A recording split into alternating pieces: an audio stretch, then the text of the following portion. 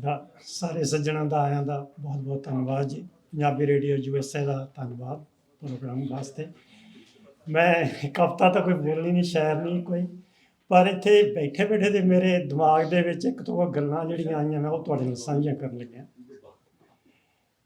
ਕੰਗ ਸਾਹਿਬ ਨੇ ਕਿਹਾ ਸੀ ਕਿ ਇਹ ਜਦੋਂ ਇੰਡੀਆ ਗਏ ਤਾਂ ਉੱਥੇ ਹਿੰਦੀ ਬੋਲਦੇ ਸੀ।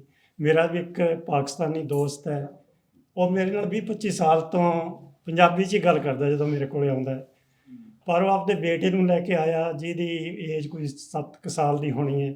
ਮੇਰੇ ਨਾਲ ਉਹ ਪੰਜਾਬੀ ਬੋਲੇ ਪਰ ਆਪਦੇ ਬੇਟੇ ਦੇ ਨਾਲ ਉਰਦੂ ਵਿੱਚ ਗੱਲ ਕਰੇ। ਬੜਾ ਅਜੀਬ ਲੱਗਿਆ। ਪਰ ਅੱਜ ਆਪਾਂ ਗੱਲ ਕਰ ਰਹੇ ਹਾਂ ਪੰਜਾਬੀ ਵਾਸਤੇ। ਮੇਰਾ ਖਿਆਲ ਹੈ ਵੀ ਬੋਲੀਆਂ ਸ਼ਾਇਦ ਸਾਰੇ ਲੋਕਾਂ ਨੂੰ ਫਿਕਰ ਹੈ ਵੀ ਉਹਨਾਂ ਦੀਆਂ ਬੋਲੀਆਂ ਖਤਮ ਹੋ ਜਾਣਗੀਆਂ। ਅੱਜ ਤੋਂ ਕੋਈ 12 ਕੁ ਸਾਲ ਪਹਿਲਾਂ ਮੈਂ ਬੰਗਲੌਰ ਗਿਆ ਸੀ, ਨਾਲ ਬੱਚੇ ਸੀ। ਏਅਰਪੋਰਟ 'ਤੇ ਗਏ ਤਾਂ ਉਹ ਬੱਚੇ ਚਾਹ ਲੈਣ, ਕੌਫੀ ਲੈਣ ਚਲੇ ਗਏ। ਮੈਨੂੰ ਕਹਿੰਦੇ ਤੂੰ, ਮੈਂ ਕਿਹਾ ਵੀ ਮੈਂ ਇੱਥੇ ਸਟੋਰ ਦੇ ਵਿੱਚ ਗੇੜਾ ਕੱਢਦਾ, ਵੀ ਮੇਰੇ ਵਾਸਤੇ ਵੀ ਲੈ ਆ। ਉੱਥੇ ਮੈਂ ਜਿਹੜਾ ਕਿਤਾਬਾਂ ਵਾਲਾ ਪਾਸਾ ਹੈ ਉਸ ਪਾਸੇ ਗਿਆ ਤਾਂ ਸਾਹਮਣੇ ਇੱਕ ਕਿਤਾਬ ਪਈ, ਇੱਕ ਬੁੱਕ ਪਈ। ਉਹਦਾ ਟਾਈਟਲ ਦੇਖ ਕੇ ਮੈਨੂੰ ਬੜੀ ਹੈਰਾਨੀ ਲੱਗੀ। ਉਹਦਾ ਟਾਈਟਲ ਸੀ ਇੰਗਲਿਸ਼, ਜਿਸ ਦਾ ਮਤਲਬ ਉਹ ਮੈਂ ਖਰੀਦ ਕੇ ਲਿਆਂਦੀ ਹੋਈ ਹੈ, ਮੇਰੇ ਕੋਲ ਪਈ ਹੈ ਘਰੇ। ਕਿਤਾਬ ਦੇ ਵਿੱਚ ਇਹ ਦੱਸਿਆ ਸੀ ਕਿ ਹਿੰਦੀ ਖਤਮ ਹੋ ਰਹੀ ਹੈ।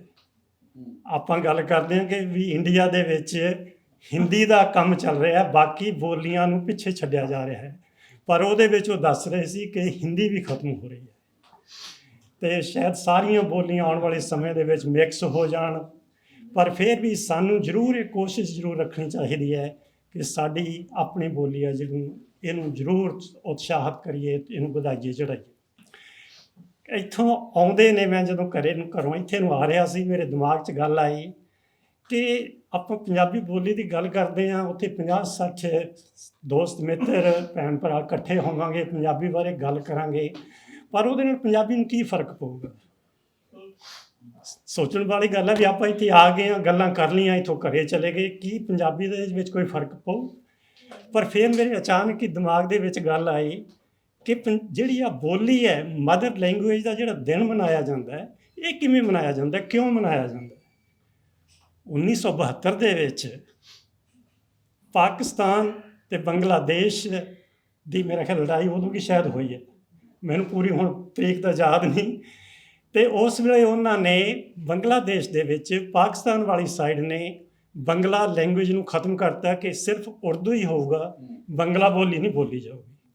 ਉੱਥੇ ਬਹੁਤ ਜ਼ਿਆਦਾ ਪ੍ਰੋਟੈਸਟ ਹੋਏ, ਮੇਰਾ ਖਿਆਲ ਹੈ 4 ਬੰਦੇ ਮਾਰੇ ਗਏ। ਉਸ ਤੋਂ ਬਾਅਦ ਇੱਕ ਯੂਨੀਵਰਸਿਟੀ ਦੇ ਪ੍ਰੋਫੈਸਰ ਨੇ ਇੱਕ ਬੀੜਾ ਚੁੱਕ ਲਿਆ ਕਿ ਬੰਗਲਾ ਬੋਲੀ ਨੂੰ ਬੰਗਲਾਦੇਸ਼ ਦੀ ਬੋਲੀ ਬਣਾ ਕੇ ਹਟੋ। ਉਹਦੇ ਇੱਕ ਬੰਦੇ ਦੇ ਮਗਰ ਲੱਗ ਕੇ ਸਾਰੇ ਲੋਕ, ਸਟੂਡੈਂਟ ਇਕੱਠੇ ਹੋ ਗਏ। 4 ਬੰਦੇ ਮੇਰਾ ਖਿਆਲ ਹੈ ਵੀ ਉੱਥੇ ਮਾਰੇ ਗਏ ਪੁਲਿਸ ਦੇ ਵੱਲੋਂ, ਪਰ ਅਖੀਰ ਨੂੰ ਉਹ ਕਾਮਯਾਬ ਹੋਇਆ ਅਤੇ ਲੈਂਗੁਏਜ ਡੇ ਜਿਹੜਾ ਮਨਾਉਣਾ ਸ਼ੁਰੂ ਹੋਇਆ ਉਸ ਇੱਕ ਬੰਦੇ ਦੀ ਦੇਣ। ਅਤੇ ਜੇ ਹੁਣ ਆਪਾਂ ਵੀ ਇਹ ਸੋਚੀਏ ਵੀ ਆਪਾਂ ਇੱਥੇ ਇਕੱਠੇ ਹੋਏ ਹਾਂ, ਕੋਈ ਫਰਕ ਨਹੀਂ ਪੈਣਾ। ਫਰਕ ਜ਼ਰੂਰ ਪੈਂਦਾ ਹੈ ਜਦੋਂ ਇੱਕ ਬੰਦਾ ਇੱਥੇ ਤੱਕ ਲੈਂਗੁਏਜ ਡੇ ਤੱਕ ਪਹੁੰਚਾ ਦਿੰਦਾ ਹੈ, ਸਾਰੇ ਲੋਕਾਂ ਨੂੰ ਜਾਣਕਾਰੀ ਇਹ ਦੇ ਦਿੰਦਾ ਵੀ ਤੁਸੀਂ ਆਪਣੀ ਬੋਲੀ ਵਾਸਤੇ ਕੁਝ ਨਾ ਕੁਝ ਕਰਨਾ ਹੈ। ਅਤੇ ਇਸ ਕਰਕੇ ਜੇ ਆਪਾਂ ਵੀ ਇਸ ਤਰ੍ਹਾਂ ਹੀ ਕੋਸ਼ਿਸ਼ ਜਾਰੀ ਰੱਖਾਂਗੇ ਤਾਂ ਆਪਾਂ ਵੀ ਆਪਣੀ ਬੋਲੀ ਨੂੰ ਜ਼ਰੂਰ ਹੋਰ ਪ੍ਰਫੁੱਲਿਤ ਕਰਾਂਗੇ। Thank you very much.